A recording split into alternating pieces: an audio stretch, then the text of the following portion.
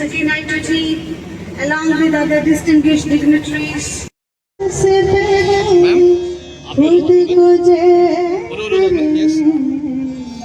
हमको मन के भेदभाव दूसरों से भूले हाथों से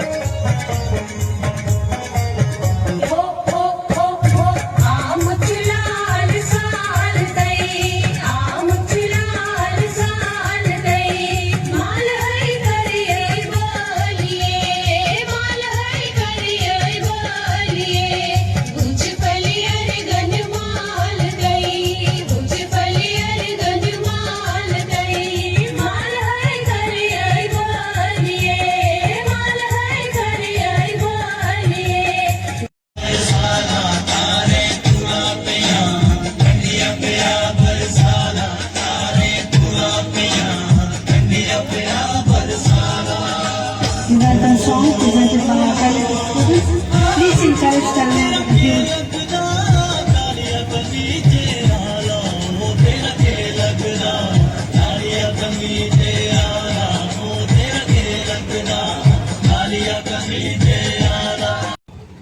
पढ़ी लिखी है वो लोगों तुसा किसे पढ़ना ना हो छोड़ी गयो सारे लोगों नशा नहीं हो कराना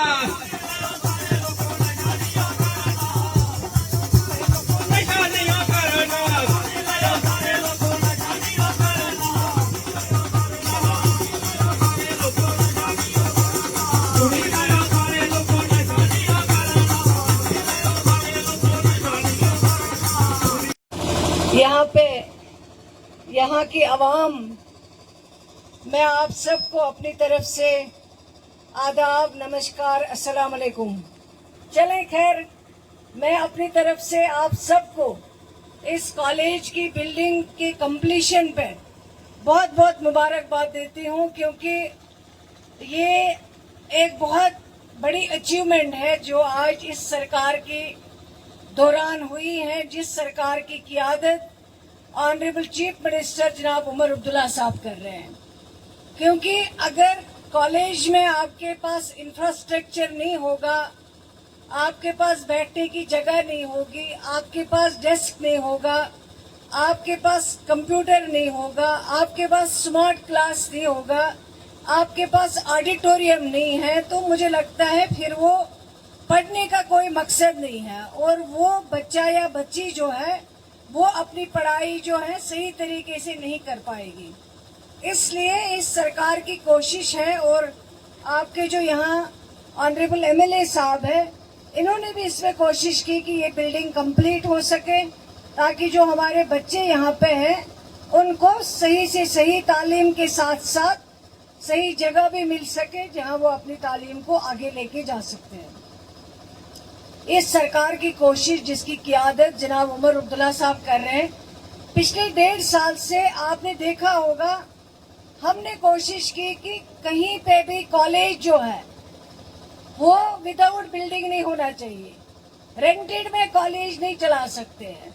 कॉलेज में अपनी एकोमोडेशन होनी चाहिए, अपनी फैसिलिटी होनी चाहिए। वो इस सरकार ने इस 1.5 साल में करके दिखाया है। आज मुझे खुशी है, कई कॉलेजेस जहां एकोमोडेशन नहीं थी, लेकिन इस सरकार के दौरान पिछले 1.5 साल से हमने मुख्तलिफ कॉलेजों को गवर्नमेंट बिल्डिंग्स में शिफ्ट करा हुआ है, क्योंकि जब वो बिल्डिंग तैयार हो चुकी है, पैसा हमने दिया ताकि ये बिल्डिंग जल्द से जल्द तैयार हो। इसी तरह ये जो कॉलेज है, इसके ऊपर लगभग 13 करोड़ रुपया जो है वो खर्च हुआ है और मैं समझती हूँ कि जिन्होंने इस कॉलेज में बनाने में काम किया है, जो भी एजेंसी थी, मैं उनको भी मुबारकबाद देती हूँ, R&D वालों को,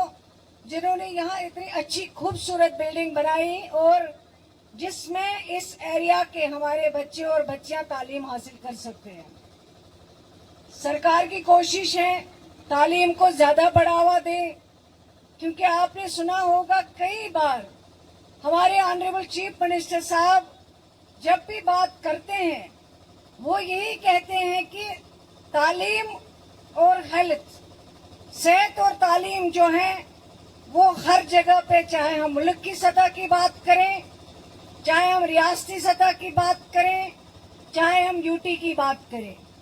सेहत और हेल्थ को हर जगह हमें इम्पोर्टेंस देनी पड़ेगी, अहमियत देनी पड़ेगी। और मैं ऑनरेबल चीफ मिनिस्टर साहब की शुक्रगुजार हूँ। पिछले साल उनका बजट सबसे ज्यादा अगर किसी डिपार्टमेंट पे उन्होंने तवज्जो दिया वो हेल्थ और एजुकेशन पे दिया। देखिए, अगर आप कॉलेज खोलेंगे और कॉलेज कमरे में होगा, वहाँ ऑडिटोरियम नहीं होगा, वहाँ बाकी फैसिलिटीज़ नहीं होंगी, तो फिर वो मकसद जो आप कॉलेज खोल के पूरा करना चाहते हैं, एक बच्चे को पढ़ाना चाहते हैं, आगे बढ़ाना चाहते हैं, वो पूरा नहीं हो सकता जब तक आप पूरा इंफ्रास्ट्रक्चर नहीं देंगे, बिल्डिंग नहीं देंगे, वहाँ पे डेस्क नहीं देंगे, वहाँ पे कंप्यूटर नहीं देंगे, वहाँ पे स्मार्ट क्लास नहीं देंगे, ऑडिटोरियम नहीं देंगे।